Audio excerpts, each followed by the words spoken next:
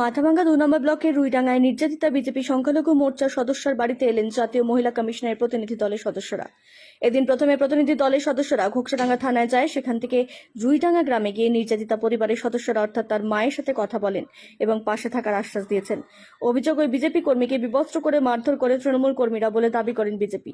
যদিও শাসক তৃণমূল এবং পুলিশের তরফে দাবি করা হয়েছে বিষয়টি পারিবারিক বিবাদের জের, এর সাথে রাজনীতির কোনো যোগ নেই।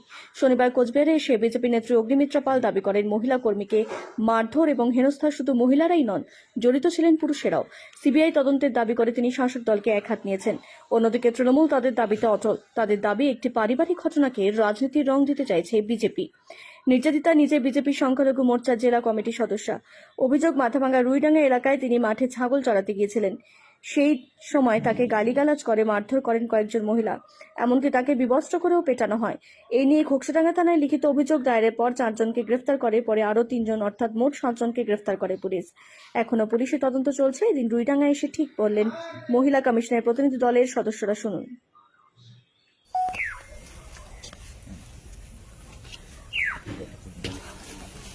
चलिए आप रहे अच्छे से रहे। ভয় পাবেন না।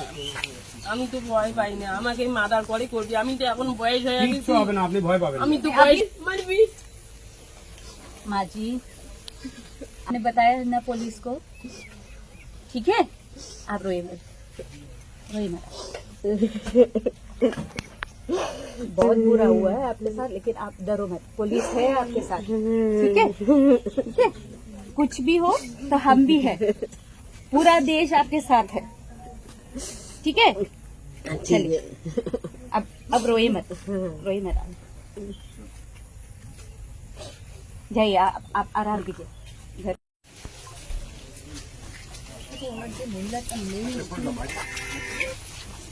मैडम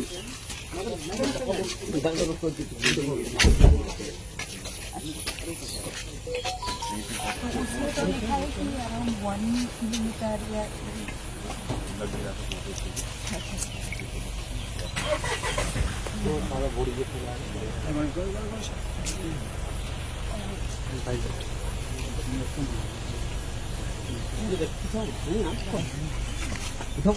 बहुत अभी तो मैं कंक्लूड नहीं कर पाई हूँ इस घटना के बारे में, लेकिन ये जो हुआ है बहुत बुरा है, बहुत दुखद है। और माँ जी की बात सुन के तो ये सब नहीं होना चाहिए,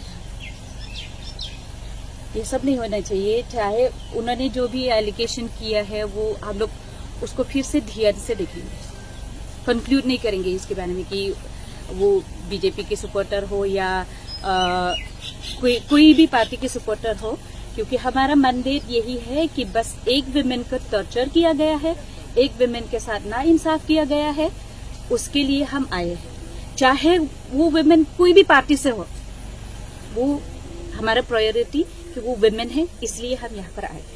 पुलिस के साथ आपके बात हुआ तो पुलिस ने कहा कि प्रोटेक्शन के लिए सभी काम वो करेंगे। हाँ, वो तो उन्होंने कहा है कि वो कर लेंगे प्रोटेक्शन, लेकिन आज मैंने पहले कहा कि इट्स अनफॉर्चुनेट कि पुलिस हमारे साथ ज्यादा कोऑपरेट नहीं करते और एसपी भी हमसे मिलना नहीं चाहते, ये बहुत अनफॉर्चुनेट है। लेकिन हमें एक्सपीरियंस है वेस्ट बंगाल के साथ, वेस्ट बंगाल गवर्नमेंट के साथ हमारा ये पहले एक्सपीरियंस नहीं है, कई बार हो चुका है कि उन्होंने हमारे साथ कोऑपरेट नहीं किया और थैंकफुली उन्होंने तो प्रोटेक्शन दिया हमें, वही थोड़ा ये है। लेकिन हमें प्रोटेक्शन देने की क्या जरूरत है जब हमारी महिलाएं सुरक्षित नहीं है?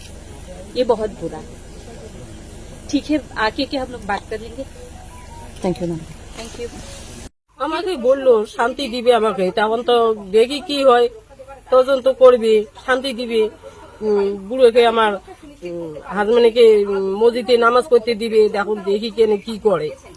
পুলিশও কি আশ্বাস দিল? হ্যাঁ, পুলিশও তো শান্তি, এবার কালকে থাকি তো শান্তি আমি ভালো পাবার ধরছি। কালকে এতদিন থেকে আমি ঘুমাইতে পারি না বিছানায়, কালকে তো আমি ভালোভাবে ঘুমাইছি। আচ্ছা, যে একটা পুলিশ বিবাদ, অ্যাকচুয়ালি এটা কি কোনো পারিবারিক বিবাদ? না, এটা পারিগত বিবাদ।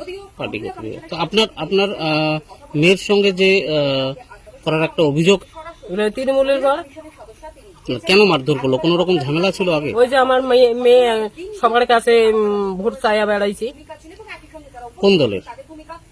বিজেপির দলের ভোট চাইয়া বেড়াইছি, তার জন্যই তার জন্য মেরে সেদিন আপনার মেয়ে কোথায় গিয়েছিল? পাট খেতে, ও পাট ইয়ে করছে, নদীর পাড়ে পাট ইয়ে করছে, পাট খেতে দেখতে গেছি। গরু পাট খায়, তার জন্য গুনে দিয়ে জাল দিয়ে বান্দি টান্দি ধুইয়ে আনে আসিতেছে। এমন সময় ওই 4টে মহিলা ওইখানে গাছের তলে নুকাই আসলো, কাশি টাশি নিয়ে তারপরে আমার মেয়েকে ওই যে পিছন দিয়ে ধরিয়ে এই মতন করছে। মহিলারা তারা কোন দলের? উঠলে তৃণমূলের দলের। আচ্ছা, কোন পুরুষ লোক ছিল সেই সময়? পুরুষ লোক দূরে দাঁড়িয়ে ছিল। মানে তারাও কি মারধর করেছিল? তারা মারধর করে নাই, ওগুলো দূরে দাঁড়িয়ে থাকিয়ে এগুলো শিখাই দিছি। আজকে মহিলা কমিশন একটু তো আশ্বস্ত পাবার ধরছি, শান্তি পাবার ধরছি।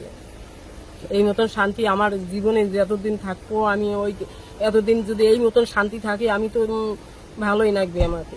হ্যাঁ, যারা দোষী তারা শাস্তি পাবে বলে মনে করছে। হ্যাঁ, তারা শাস্তি পাক, পুরো শাস্তি পাক। তাদের কি সাজা চাইছে? তাকে যদি শাস্তি দিবে না পান, তাহলে মমতা দিদি যে মহিলা মানুষ, উকে শাস্তি দেও, উকে জেলে ঢুকান।